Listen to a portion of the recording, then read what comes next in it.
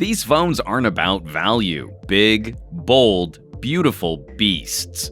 Gadgets which push the envelope with price tags to match, pitting two of the world's top manufacturers against each other, comparing two very different flavors of power user hardware. This is gonna be fun. I'm Juan for Pocketnow, and it's time for a showdown. Huawei Mate 10 Pro versus Samsung Galaxy Note 8. Kicking things off with design, Samsung has been a consistent favorite this year, adopting a taller form factor, thin bezels against hard rectangular corners. Samsung has won most of our design fights in 2017. But not today. Huawei has dramatically cleaned up its act. The Mate 10 delivers a wonderful blend of familiar accents with a shiny new backplate, and against Samsung, Huawei delivers the more symmetrical handset. You gotta love that fingerprint scanner position.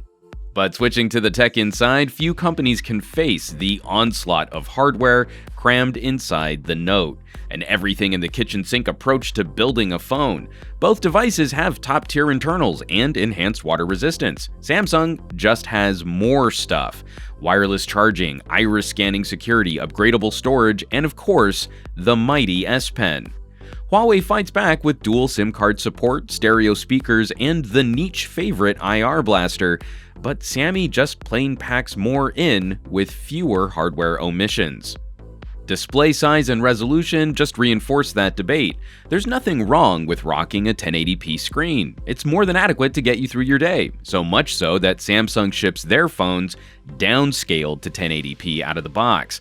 Both are rocking juicy AMOLEDs, sporting that fantastic contrast ratio, and very good outdoor readability. When you need more dots though, like say you're firing up a VR headset, Samsung has that Quad HD panel at the ready. These two companies aggressively customize their hardware, and that philosophy extends to the software running on each device. Neither would ever be confused with stock Android. Huawei's EMUI has evolved nicely over the last year, providing some great under-the-hood performance and optimization, but the design is still a bit rough around the edges.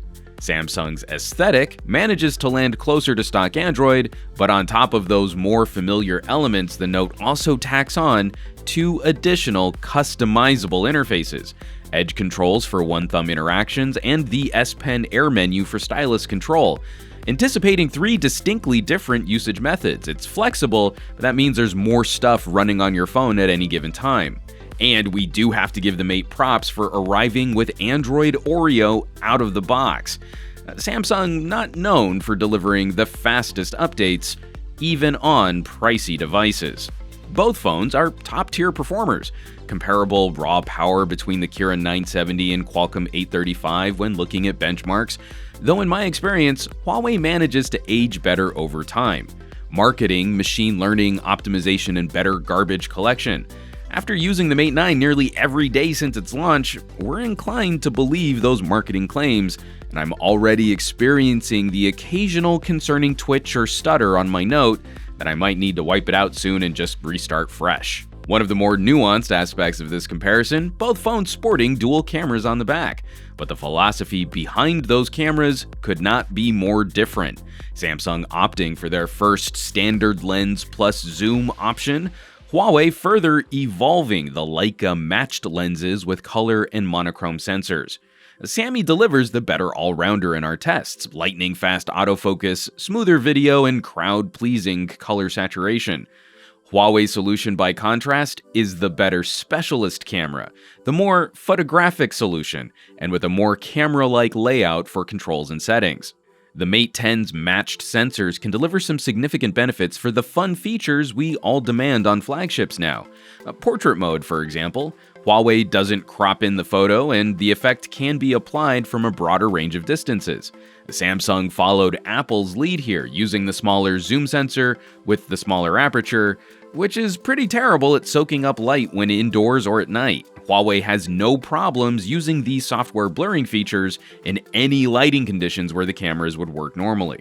The audio conversation is also something of a split decision.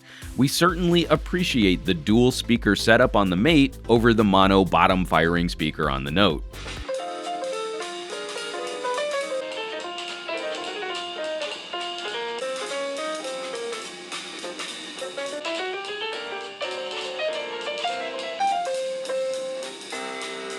but the Note easily wins for headphones. Huawei is playing the dongle game, and Samsung's built-in jack produces higher quality output. Not to mention, Samsung includes a better set of earbuds in the box. The battery comparison, though, is an easy win for Huawei. We don't fault Samsung for staying conservative with the capacity and fast charging on this year's Note, but the Mate packs a bigger power pack, and this year's Kirin is more power efficient than last year's. You'll just plain get more runtime on the Mate, and Huawei charges faster when plugged in. Samsung's wireless charging is an excellent convenience feature, and we wish the Mate included it. But when you only have a couple minutes to top off, Huawei's supercharger will deliver significantly more runtime per minute plugged in. So let's wrap this up. Where's that leave us between the Huawei Mate 10 Pro and the Samsung Galaxy Note 8? We're missing one key point in comparing these phones in the United States, and that's the price. The Note is the more feature-complete device, but we're not entirely sure how to judge those extra features against any disparity in cost. Is an S Pen worth a $100 premium? Might the price gap be even wider? Looking at European markets, Samsung still lists the Note 8 unlocked for €999 against the €799 Mate 10 Pro. That's a pretty significant margin, but it's also not that difficult to shop a little online and find closer prices. That puts Huawei in a more difficult position for a recommendation. Even when prices are closer, I still believe there is an audience for the Mate 10 Pro, but it makes the Huawei more of a niche player rather than the terrific value all-rounder which was last year's Mate 9.